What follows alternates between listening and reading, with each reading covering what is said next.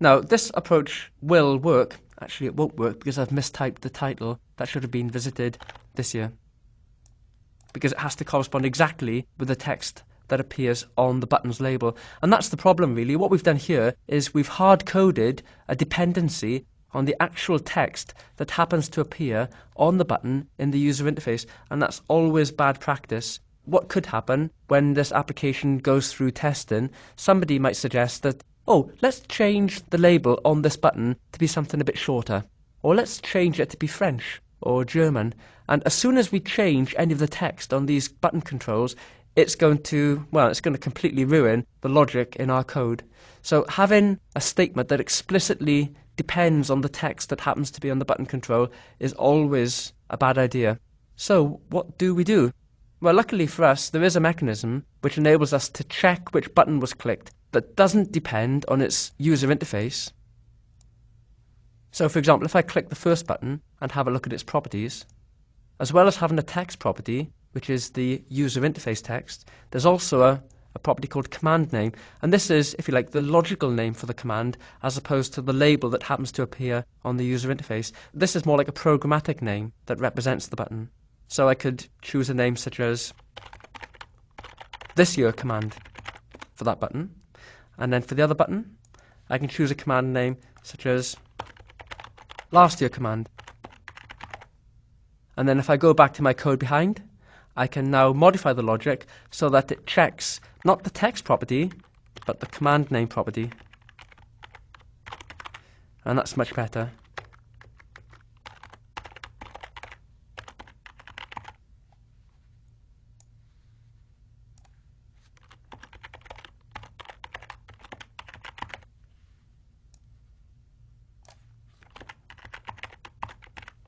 Okay, so there we are. So we're checking which button was clicked via the command name property rather than checking the text. So I think at this stage we need to run the application and see that it works and that it compiles. One of those days. Let's have a look what the errors are. Use of unassigned local variable year message. So this is ASP.NET. Well, to be more precise, it's the C# compiler being my friend.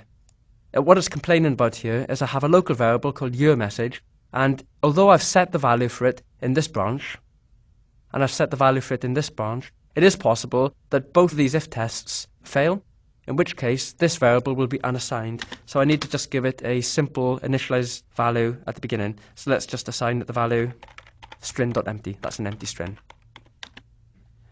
Okay, let's try to compile it again and see what happens. Okay, so let's type in a name, Colin, that's my father, and Colin visited France actually this year on a skiing trip. So let's say this year Colin visited France, and let's also put in my brother's name, Nigel, and Nigel visited, I'm not sure where Nigel visited, let's say Nigel visited Canada and Germany last year. There we are, so that's all working marvellous. So let's close the window.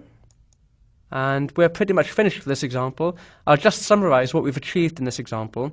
Basically, we've had a good look at the page processing model. We've seen how ASP.NET initializes the controls that make up our web page using a variety of mechanisms. First of all, it sets default values according to the markup that we have in our web page. And then also, it uses viewState and a combination of initialization methods to enable us to perform subsequent initialization for our controls. We've also had a look at how you can handle multiple events using the same event handler. And finally, we've seen how to handle some additional events on a page class. We've seen the importance of the pre-render event for tidying up controls just before they're rendered. And we've seen the importance of the on-unload event for discarding objects and data that we no longer need at the end of the web page. Okay, so that's the end of that example. So I'm going to close Visual Studio